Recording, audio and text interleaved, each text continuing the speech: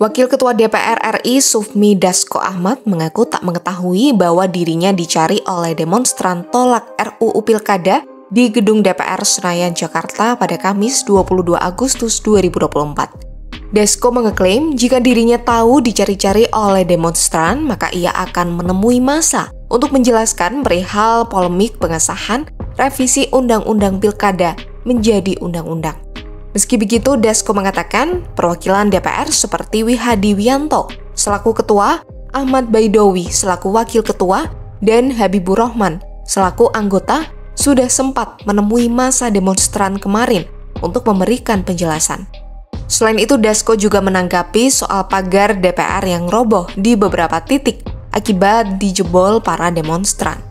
Ia akan melapor ke Sekretariat Jenderal DPR untuk memastikan perbaikan pagar tersebut. Pernyataan ini disampaikan Sufmi Dasko dalam konferensi pers di gedung DPR Jakarta pada Kamis malam. Saya nggak tahu kalau dicari-cari. Kalau tadi dicari, saya pasti akan menemui untuk menjelaskan. Tapi tadi kan kawan-kawan sudah menemui, mewakili, menyatakan bahwa tidak ada revisi Undang-Undang Pilkada. Mengenai pagar yang roboh, mungkin kita akan evaluasi pada kesekjenan bagaimana nanti, apakah memang sudah waktunya direnovasi atau memang kemudian masih cukup kuat.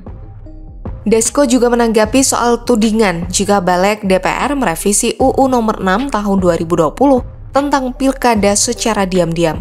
Dasko menegaskan tudingan tersebut tidak benar. Ketua Harian DPP Partai Gerindra itu menegaskan pembahasan revisi UU Pilkada dilakukan secara terbuka. Proses pembahasan di Balik pun disiarkan. Ya, saya juga bingung kita nggak pernah diam-diam. Di Balik itu kemarin itu terbuka, live. Tim Panja itu bisa tidak kita batasi. Wartawan bisa meliput. Argumen semua dikemukakan di situ juga bisa diliput. Nah, sehingga nggak ada yang dibilang bahwa kemudian pelaksanaannya diam-diam. Kalau diam-diam tentunya nggak dilakukan DPR lah. Sejumlah elemen masyarakat sipil, buruh, hingga mahasiswa menggelar demonstrasi menolak pengesahan revisi UU Pilkada pada Kamis 22 Agustus 2024. Demonstrasi tersebut berlangsung di banyak kota, salah satunya di Kompleks Parlemen Senayan. Aksi ini merupakan bagian dari gerakan peringatan darurat Indonesia yang ramai di media sosial setelah DPR bermanuver mengabaikan putusan MK. Dalam rapat pada Selasa 20 Agustus 2024, Balik DPR pun menganulir dua putusan krusial MK dalam draft isi revisi UU Pilkada tersebut, yakni ambang batas pencalonan atau threshold kandidat serta batas usia minimum calon kepala daerah. RUU itu disetujui 8 dari 9 fraksi di DPR, hanya PDIP yang menolak.